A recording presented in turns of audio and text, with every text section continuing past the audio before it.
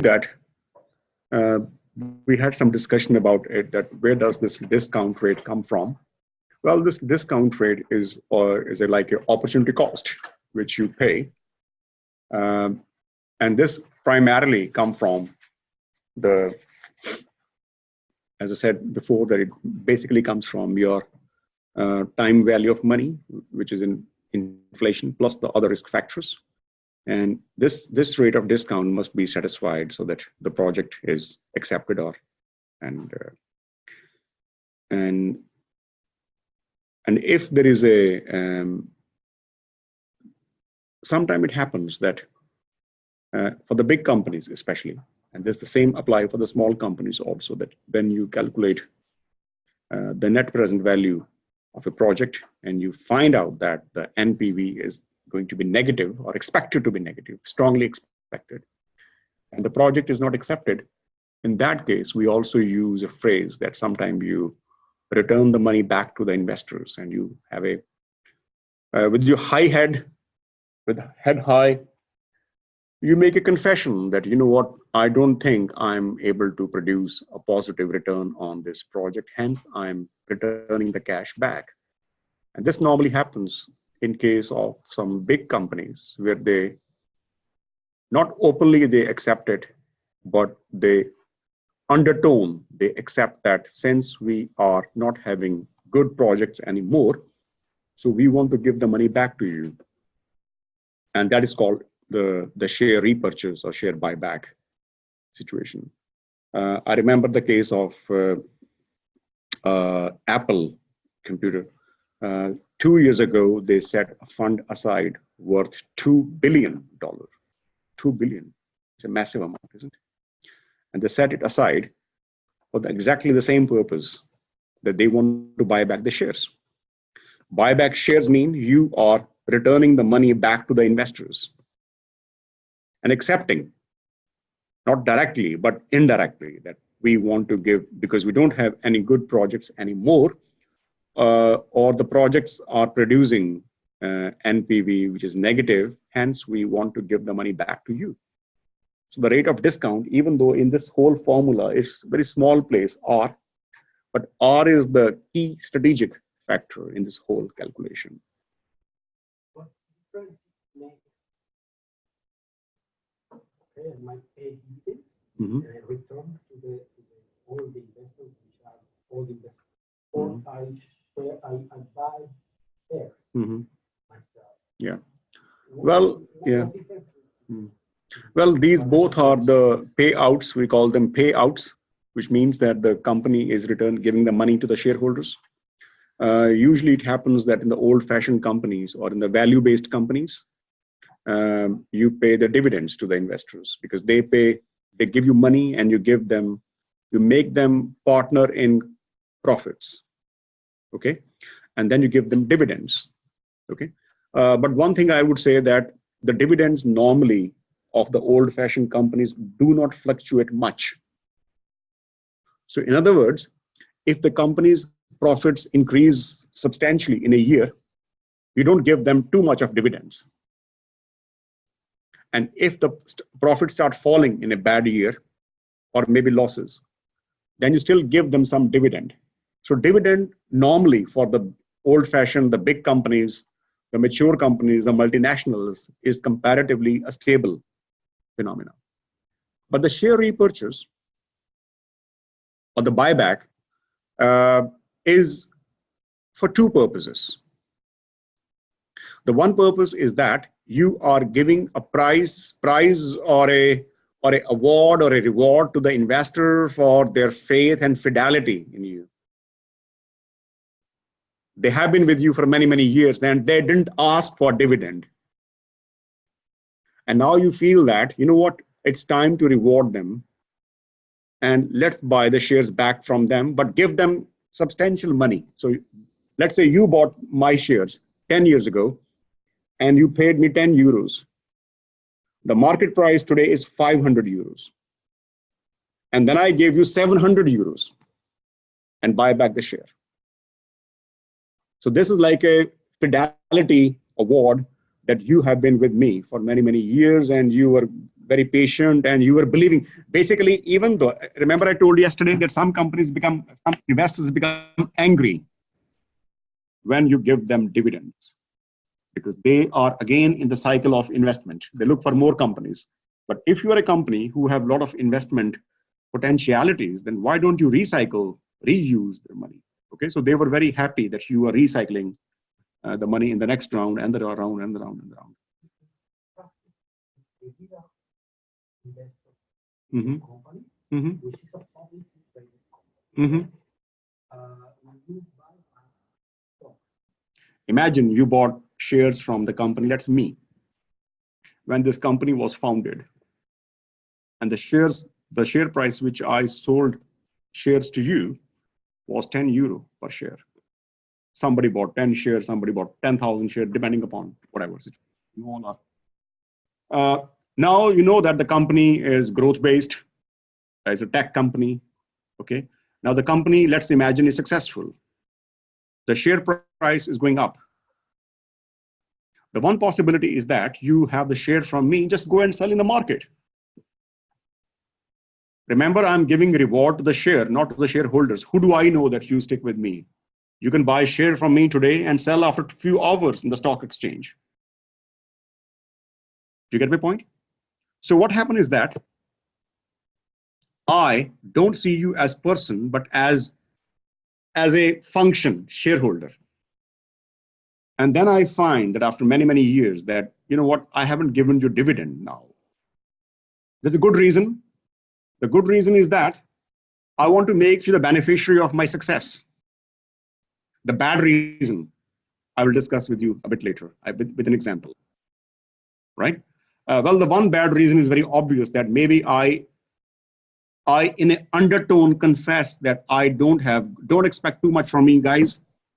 I don't have too many good projects, so please take money. Maybe I wind up the company. But the question you raised is that I make an announcement that by this date, anybody who is interested to sell share to me, the market price, you bought it for 10 euro, the market price is 500, but I give you 700 euros. And if anybody's interested to buy this day, it could be possible that you all sell, well, then the company is wound up. But then some of you will apply for the buyback, okay?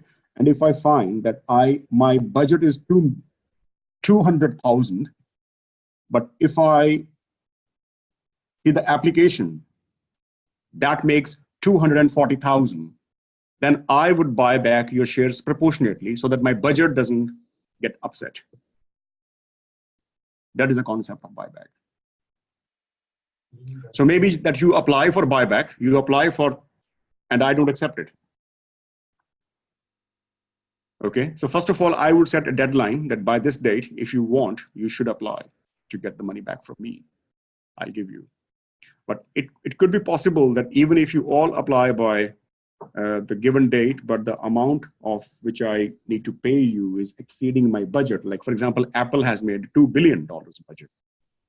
Imagine the investor who want to use this facility of buyback makes it 2.4 billion. Then Apple has to decide proportionately that maybe there is a 20% extra subscription. And if you have 10 shares, then I will only accept buyback for 8. So 20% I would say, no, just go and sell in the market, whatever. This is the rule we shall apply. Okay. The bad reason, as I said, there's a bad reason of buyback also. I think I should be able to show the picture. This is why the governance part is very important in the company affairs. Imagine your company has a profit of $2 million.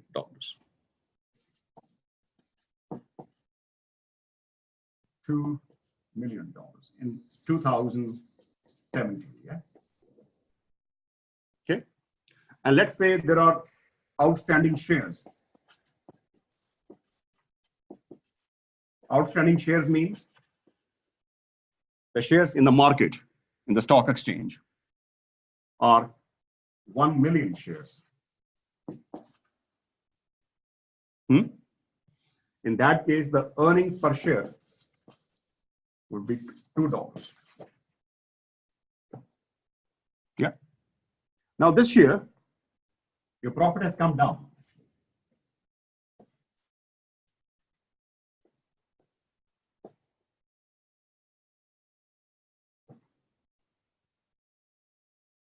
Is it a bad thing or good thing? Well, the profit has come down. But then I make an announcement that, hey, I want to take 30% shares off the market. So what happens is that I'm left with 700,000 shares. And when now you calculate earnings per share, it comes out to be 2.70.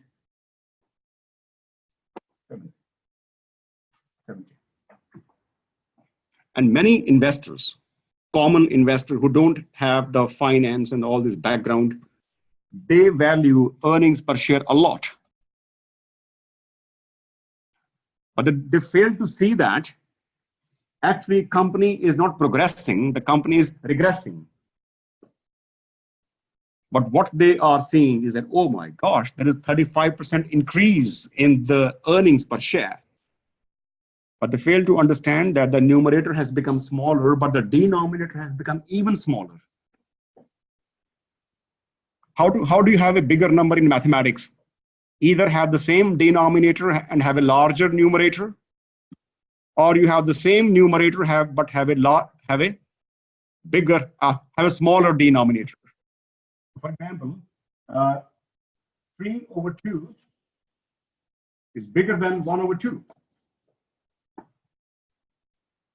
Am I right? But 3/8. So you get my point? So when you can't increase the numerator, decrease the denominator and produce a bigger number. And believe me, many financial in the financial markets, many investors, they value earnings per share a lot. If this company makes an announcement through the financial media, the channels and all that stuff, that there is a 35% increase in the earnings per share, you know what? There'll be a big news, but maybe many people fail to see that actually there's a share repurchase. So it depends on how you make the perceptions. Okay, yeah.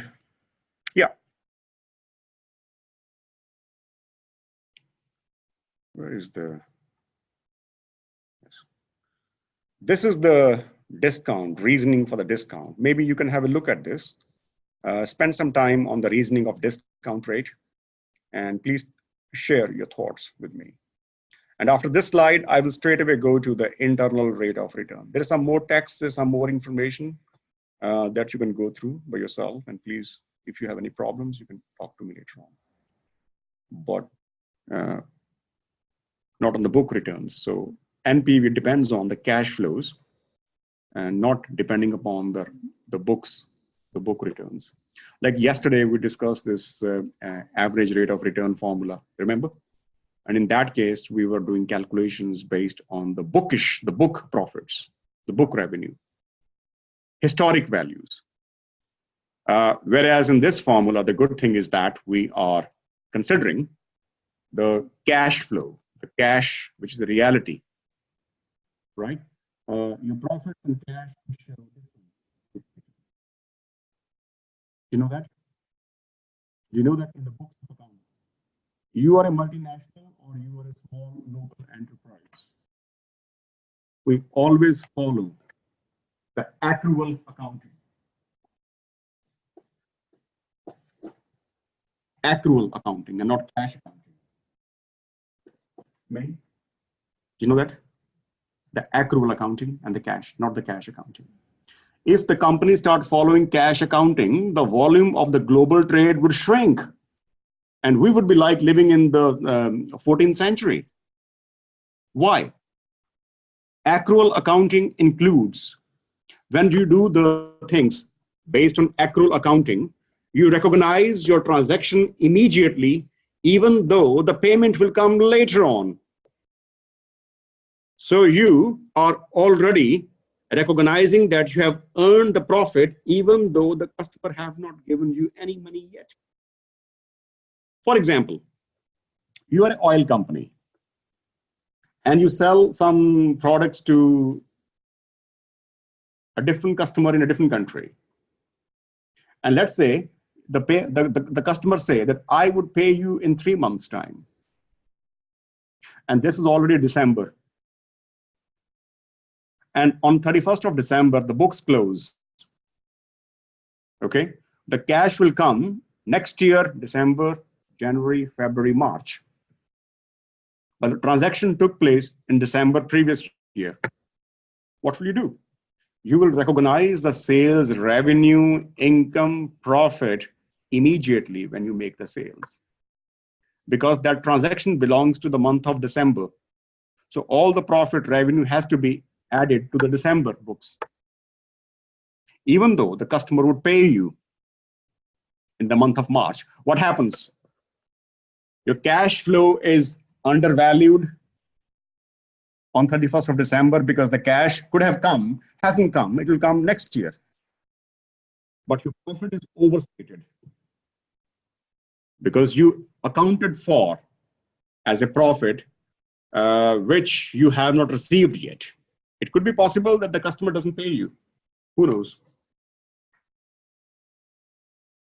It means that it could be possible in theory or even in practice that your cash flow would never go up because the customer may not pay you at all. But you have already recognized the profit. But then what is the choice? There's no choice. The only choice could be that you make so insistent that, hey, anybody who buys from you must pay you cash right at the counter. This can be true for a retail store, but this cannot be true for big multinational companies like B2B transactions, for example. You have to give the credit. Like you get the credit from your suppliers, so you also give credit to your customers. And in some sectors, like in the oil sectors, it can take 1 year or even more before your customers pay, because don't pay, they're not buying gas from the station. You are selling them millions of barrels of oil. So don't expect that they would swipe the card and pay you straight away. No, it has to be after a long time. In the engineering goods, for example, your payment will come after a long time. So cash cycle is very big, very long. Whereas for the retail sector, for example, it's very fast. It's then and there because mostly the transactions are at the till point. So that's always a problem with the accrual-based accounting. But the good news about this NPV is that we are using this is based on cash. This is based on the cash flow. Profit can be imaginary, a little bit hypothetical, because you will see it in the future if you see it. But cash is the reality. But the problem with the cash is that if you make every transaction cash-based, then the volume of trade will shrink. One reason why we have substantial amount of global trade is that we allow credit transactions.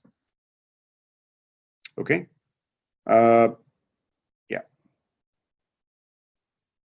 So imagine all the companies make this rule that, hey, you only take the things when you pay cash. So it will be very, very problematic situation.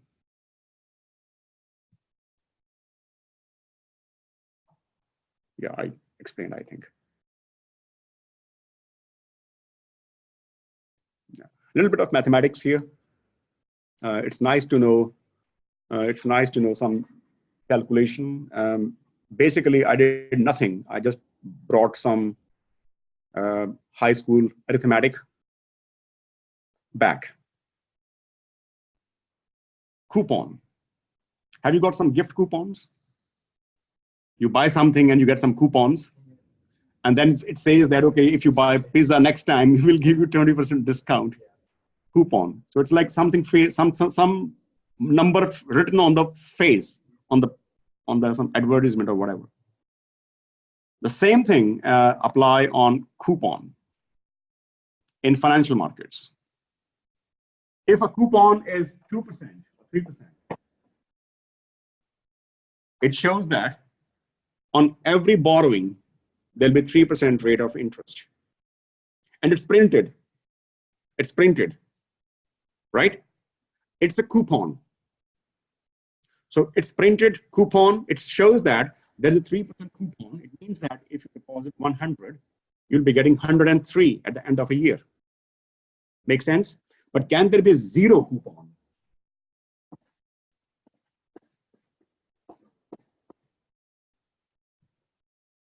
Can there be zero coupon? So in other words, do you think it's possible that you ask people to give you money and they say, okay, we'll be lending you money, each of us 100 euros, but you know what? The coupon is zero. I should be very happy that I'm getting interest-free loan. But that's not the case. In zero coupon, things go a little bit different. I take 100. I don't take 100 from you, but I give you a piece of paper which says 100 euros loan, zero coupon. I give you, distribute like piece of paper. But then you don't give me 100. You give me less than 100, discount. Okay, and how we determine the discount? It depends upon our strength. If my strength is more, I would demand 100 from you. But if you're strong, you know, the bargaining strength, demand supply, basically, let's say the price of the market price comes to be 95. So I give you a piece of paper which says 100 euros, I owe you 100 euros. Okay, but you give me 95, each of you. And at the end of the year, when the contract is over, I give you 100 back.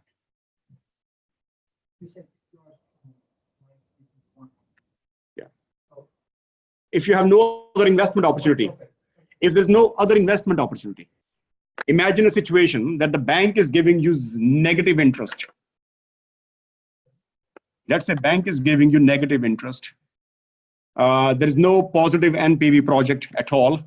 You don't have any other investment opportunity. The stock market is crashing. Everything is very clumsy. But here, I give you an assurance that if I give money from you, take money from you, I'll definitely give you at least the full money back. We use a phrase called I owe you. All right. And then so in this case, you are desperate to give money to me. But in many other cases, I may be desperate to get money from you. Then you will say, okay, we'll not give you 95, we'll give you 92. So even if you give me 92, I still have to give you back 100 because the face value is 100. Okay, so many times you can use the coupon thing. So coupon, rate of interest we use, even though it's a zero coupon, but we still make money because they are sold at discount.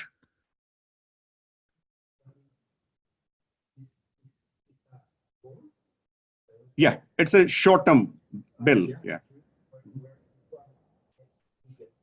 Mm-hmm. Mm-hmm. The full amount. Yeah. Yeah.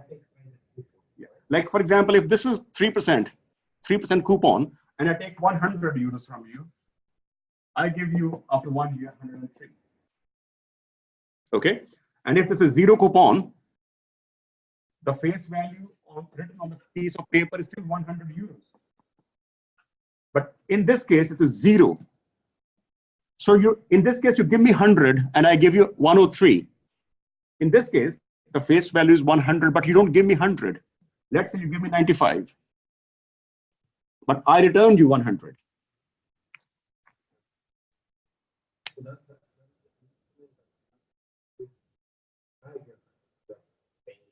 Yeah. Yes. Of course, it has maturity, like any other lending. Yeah. For sure. For sure. For sure it is. You in the financial markets, you never give money for unlimited period. except for the equity shares, which are timeless. You can buy the shares of a company and can keep it. Maybe you buy the shares now and you can give to your grandchildren. But if you buy some bonds, they have to be on limited time period. But the time period could be very long. You can even buy some bond, which is lending for 20 years, 40 years. There's no limit. But they still have a limit. 40 is a limit. But in equity, there's no limit. The only time the equity is limited when the company becomes bankrupt or the company takes shares back from you.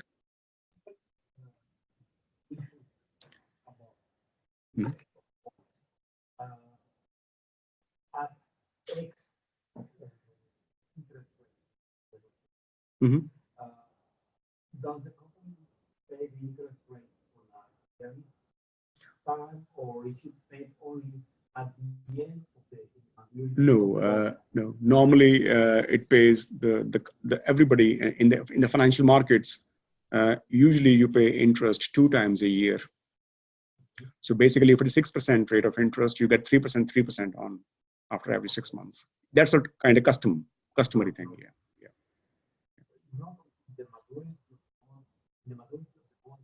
Very rare it happens. Yeah. You can do it rolling out, but basically the normal procedure is that you get annually or semi-annually. Yeah, they pay you interest.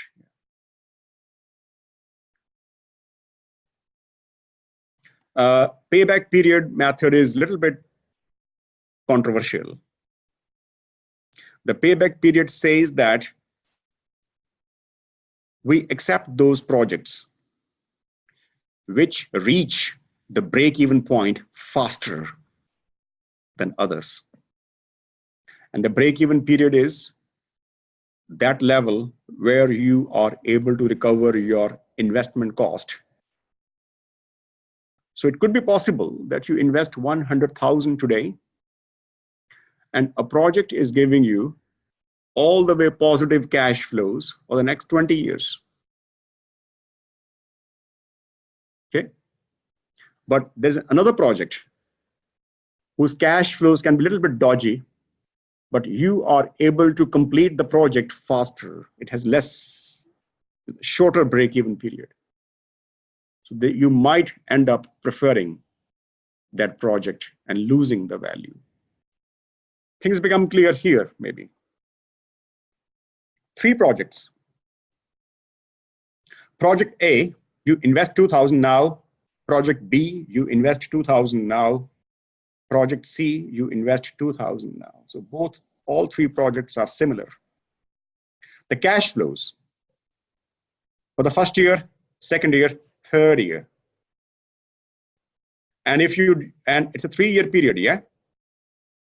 If you use the NPV formula at 10%, remember the formula we applied in Excel? Or should I do it again? We did the formula in Excel, yeah? So if you put the figures in Excel, it comes to be plus 2624. Huh? Sure. Why not? Where is that Excel?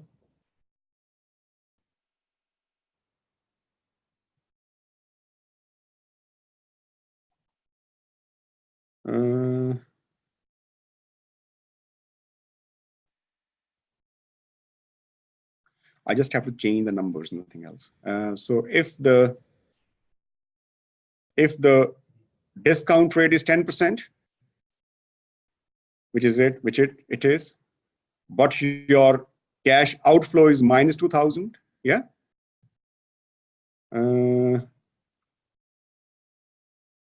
Minus because cash is going out, but the cash inflow, what is this? But the cash inflow is, please remember, 5, 5, and 5,000, yeah?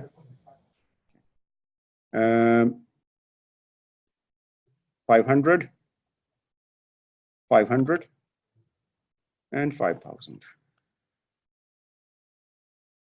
And if I make a revision here, so it's not 10%, well, why don't I use the numbers, for example? Why don't I do like this?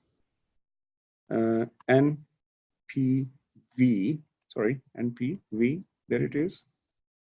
And if I use the cash flows, yeah. So the first of all, wait a sec. So the first number comes is this, and then semicolon, and then I choose the data.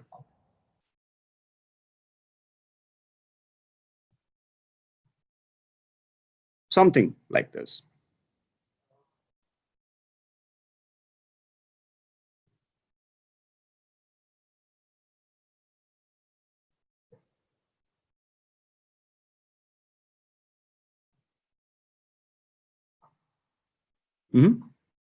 It's fine. Maybe it doesn't match this number, but the point is not this. The point is that something else. The point I want to show is something else.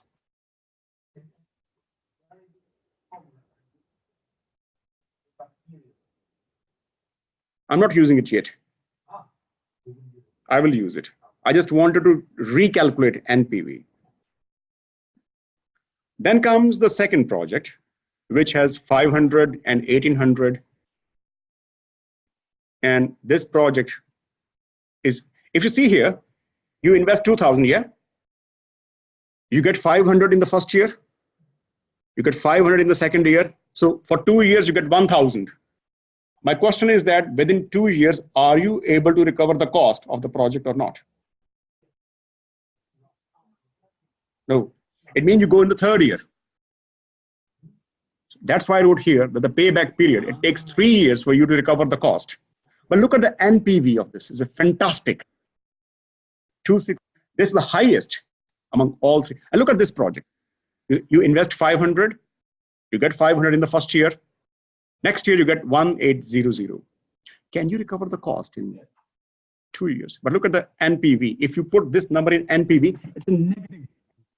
I, using NPV strategy, would not even look at this project. But look what, this is 2, this is 3. So if I use the payback method, I'm basically rejecting this project because it takes longer to recover the money. Here. And guess what? Here, there is a, so basically, even here,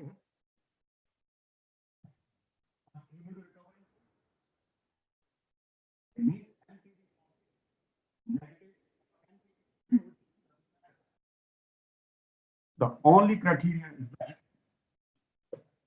how quickly you are able to reach the break-even point. That is called payback period. I can see your facial expressions that you don't like this method. Huh? Faster you get it.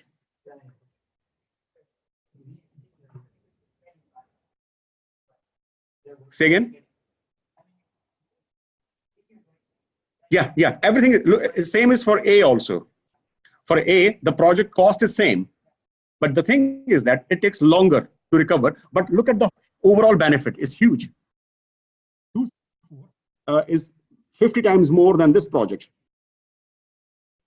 But if you look at the payback period, we will first reject it because it takes longer.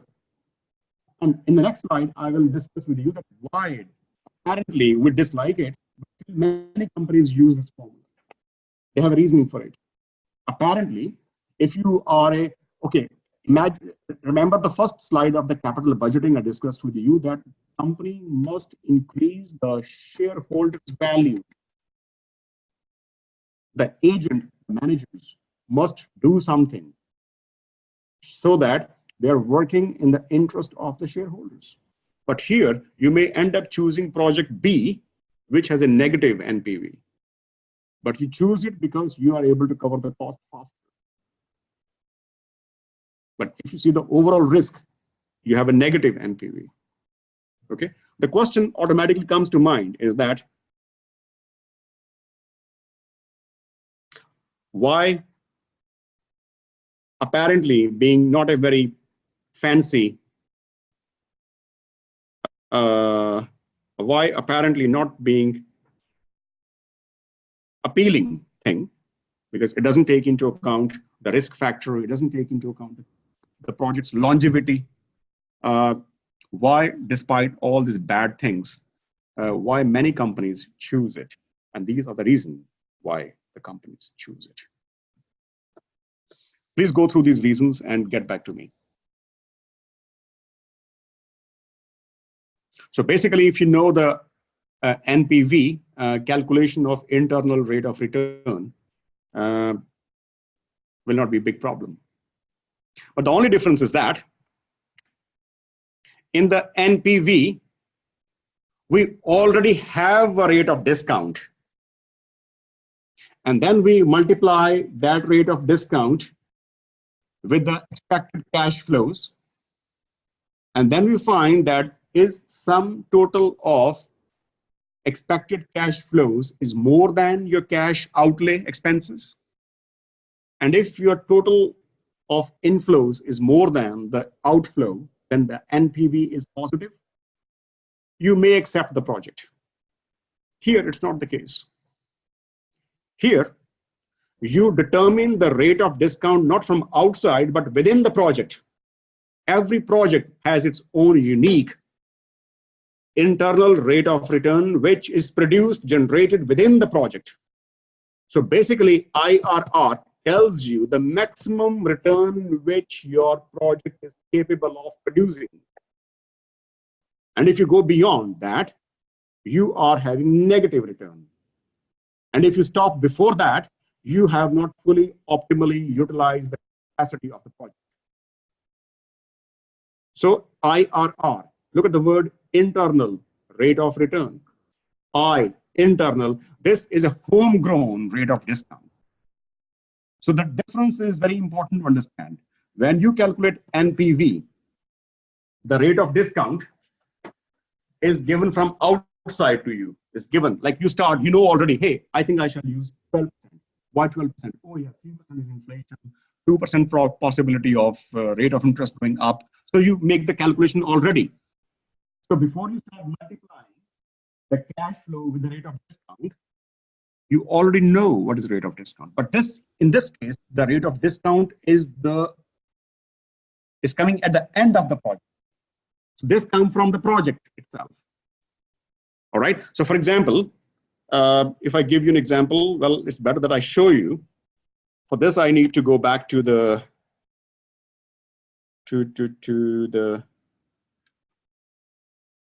spreadsheet.